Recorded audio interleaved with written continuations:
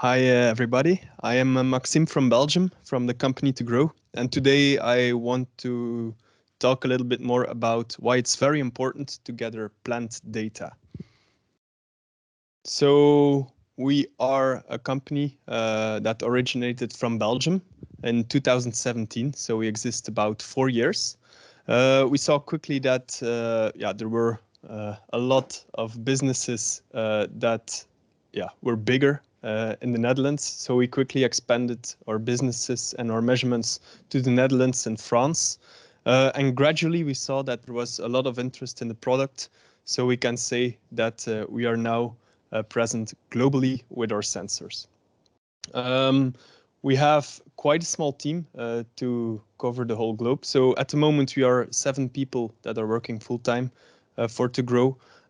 My personal role is mainly to interpret the data and to be or to help and assist the growers how to make sense of the data and how to convert the data into actions. Here are some of our clients. You might recognize some. I will talk later about it, but if you read carefully, then you can see we have clients that are growers, but we have as many clients that are actually not growers, but research institutes, as well as, for instance, propagation companies. So we have a very diverse client portfolio. Some of you who are listening might already know our sensors, mainly the Phytostem. So we actually have 2 products. We have the Phytostem, which Issa and Irene have spoken already about. We also have a Phytoclip, which is like a small version of the Phytostem that works also for smaller plants like chrysanthemum, flowers, but also for lettuce, for instance, or other crops.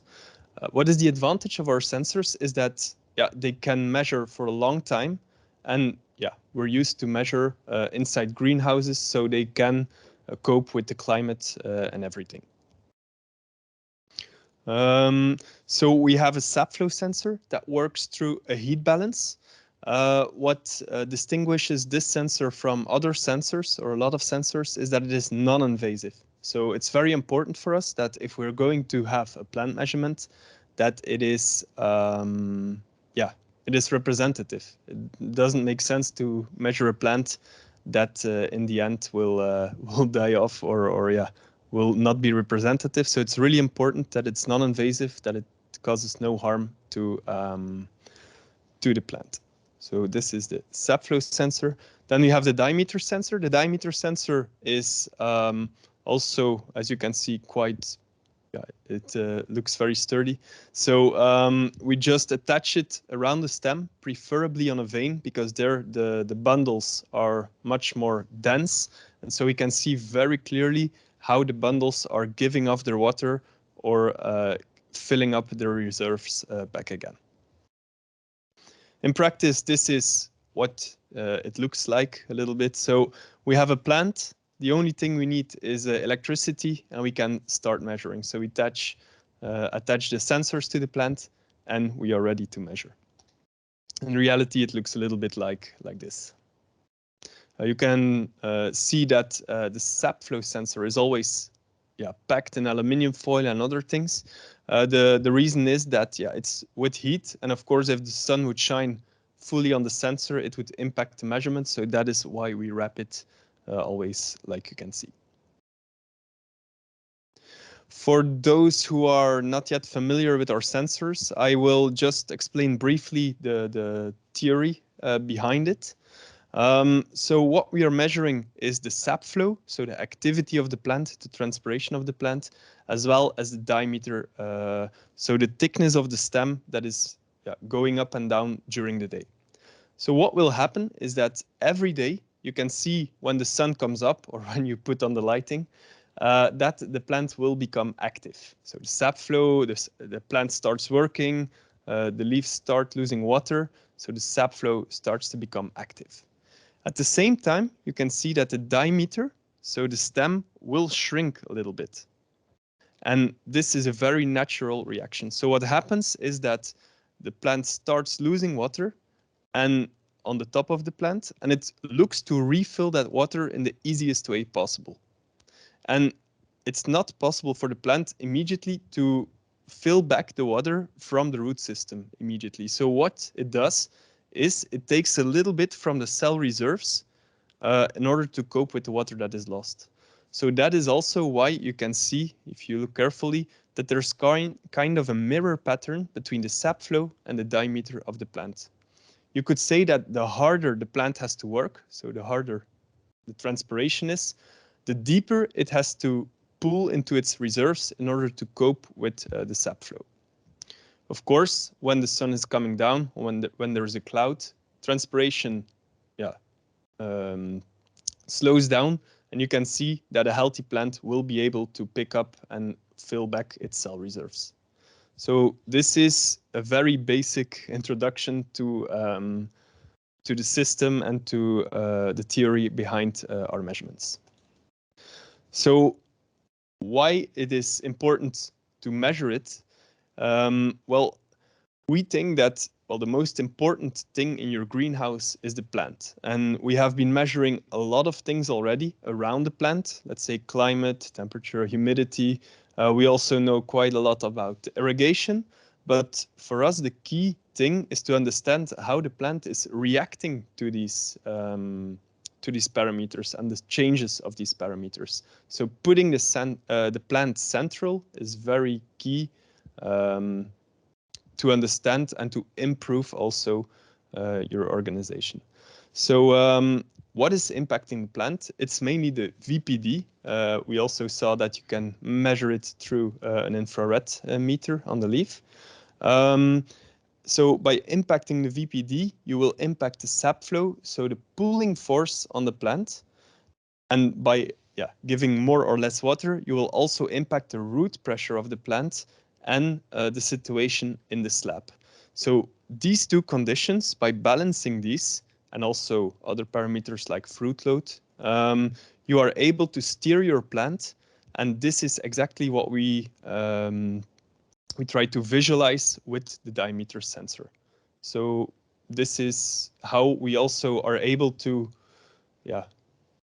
impact your growth just by seeing how is the plant reacting, what are the causes of these reactions, and we can also see when it's too much or too easy for your plant.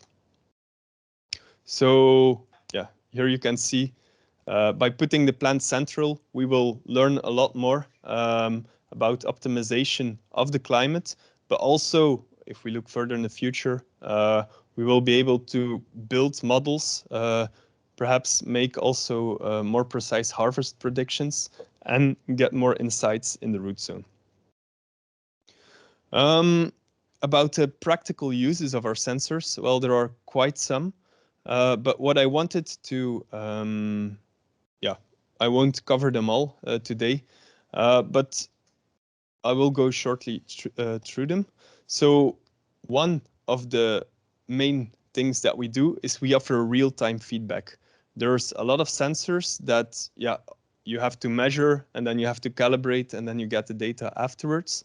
What we like about our sensors is that we get the plant status at this moment. So we measure every 2.5 minutes. So it's a really real-time representation of how the plant is coping in the current situation. Of course, in this measurement, we have the effect of irrigation, we have the effect of climate, of temperature, of wind, and a lot of other things. So it's all comprised in the measurements. One of the things that I found, so we have been measuring in the Digitomkkus project already for 2.5 years. So one of the things that I really liked is, so you Finnish growers have a lot of lights, more than we are used to with other clients in the Netherlands and Belgium. So it's crazy, but the plant is really stressed in the beginning when you put on the lights. Usually we see in Belgium, for instance, or in the Netherlands, when they put on the lights, the plant can recover after a while because the pulling force on the plant is never higher than the root pressure it can develop. However, if you have 400 or 500 micromole, what we see is that the plant starts to work, but you really have to fill back the slab. Otherwise, it will never come back. It can never rise up good enough. And this is what you can see here as well. So what you can see is that you put on the lights, the plant starts to work. So the sap flow, the blue line is going up, but also the green line. So the diameter is starting to shrink. The sap flow reaches its equilibrium, but the diameter is not going up. So the roots are not getting more water than is lost. It's just staying equal. It's just when you start to irrigate, you lower the EC, you let the plant breathe actually and take in the extra water that the plant is able to recover. So that's one of the main things that we have seen that was quite different from what we are used to. We're also able to track trends. So what is very important for us is that the plant is in balance. Okay, you can have a lot of light, you can have less light, you give a lot of water or less water. For us, the main thing in the greenhouse is the plant, and if the plant is happy, we are happy. So based on our measurements, what we try to do is find the right balance for your plant. Here you can see, for instance, the daily growth. So in the beginning, you can see the daily growth is quite high, and here at the end of the season, so let's say when the charge is full, you can see that the balance of the plant here is hovering below and above the 0 line. So actually, the plant is very stable. Also, the stress, the green line here, is quite stable. So this is an example of a plant that is very much in balance, but also a plant that is quite productive because the energy is not going through the leafy parts of the green parts of the plant, but it's mainly going to the fruits while the plant is able to maintain itself. So then also we are sometimes we are encountering some problems like split fruit. We are also encountering blossom end rot with some growers, and we also have guttation in cucumber, which are some problems. What is the advantage of our sensors again is that we are measuring the plant in real time. So actually we are able to, if a grower calls us or texts us through WhatsApp, like I have blossom end rot, it's very interesting because we can really trace back the exact moment when it happened, see the pattern, and as such we are able as well to talk with other growers or to recognize patterns that are increasing the risk of such or the patterns that we recognize the patterns that increase the risks of these things, and as such we are also able to suggest actions that could avoid these formations. Another thing we're looking more and more into is the stress of the plant. So people are always scared that stress is bad, but we actually like stress. So a plant should work hard in order to produce optimally. If we have a plant that is not stressed enough, what we get a lot is that the plant gets very lazy, and it might seem okay, but as soon as the good weather hits, the plant can have a fallback really quickly. So this is, for instance, something we learned last year as well. So if you have a stress that is over the 0.04, it's a number here, then we know that there's almost guaranteed shrinkage of your plant. So the head will get thinner and you will develop some delay in your production. So the other thing is that here in wintertime, actually, what we saw with some growers was that the stress was quite low for us. Also, we saw that some growers, there were some problems. So what we like to do is also to inform them about how stressed their plant is, and we might suggest options on how to activate their plant a little bit more. So the goal is really to push the plant as far as possible to the edge. We don't want it to, of course, to fall down, but yeah, for us, it's all about the plant balance. A healthy plant is a good plant, and so we try to push it towards the optimal production without pushing it over the edge. Also, while working on this project, so I was talking about the Finnish growers with a lot of light. We also had some research done with the inventor of our sensors. So he came to the conclusion that, well, he'd made some models that were predicting the diameter and the sap flow. You can see here, if you look very carefully, that we have a measured and a simulated line here. And the red line is always shrinking a lot more than the prediction. Well, otherwise it's quite okay. So what happens is when the lights go on, the plant is much more stressed than we would think just by the amount of light that's shining on it. So what do we get in a normal situation is that the sap flow, so when the sunlight goes up, the sap flow goes up and it takes a while before it reaches its maximum potential. However, when we use lighting, the situation is a little bit different. You can imagine that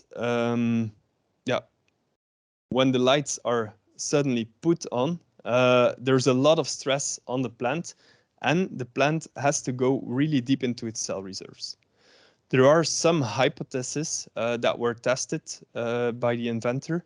One of them being that because you put on the light, you have a lot of photosynthesis, making a big sugar load into the phloem, and the startup of these processes require a lot of energy.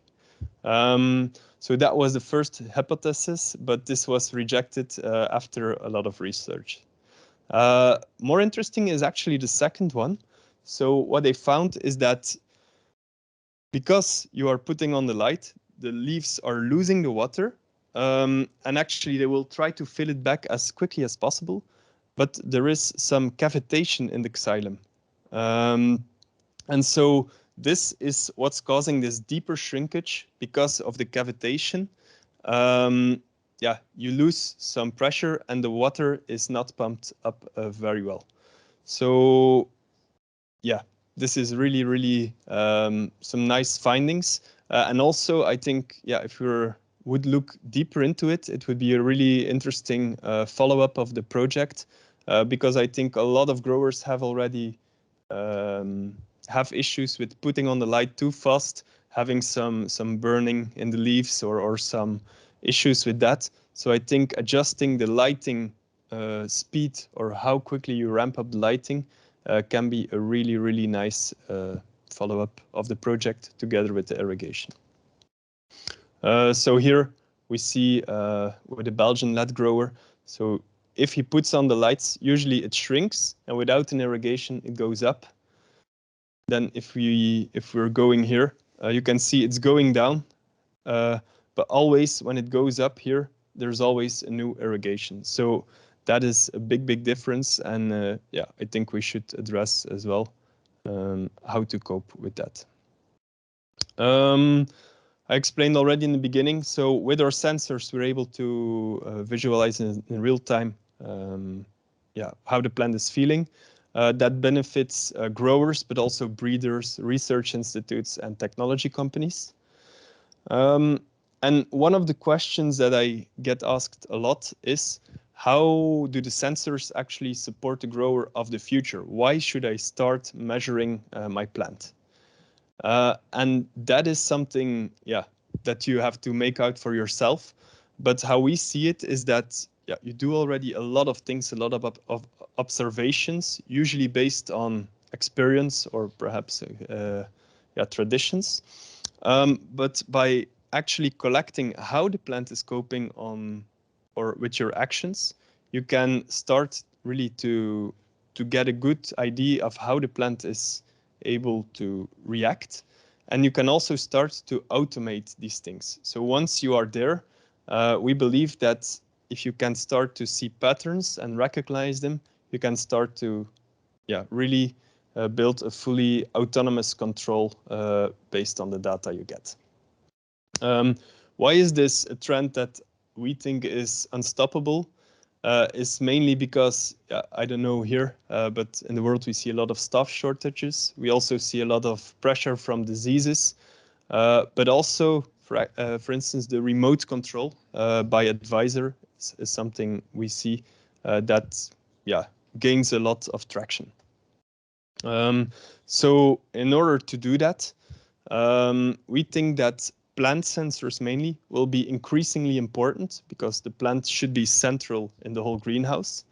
Of course, like Mark told, platforms like Pilot are really indispensable because we need to gather all the data together, not only from the climate, also from irrigation, but also from other sensors. And then, we just need a lot of people doing analysis and translating the data so you can understand really well what you should do in case you encounter an issue. So to grow is in the market to really help the grower. We are not there to sell our sensors. We're here to help you really gain knowledge and gain insights into your plants.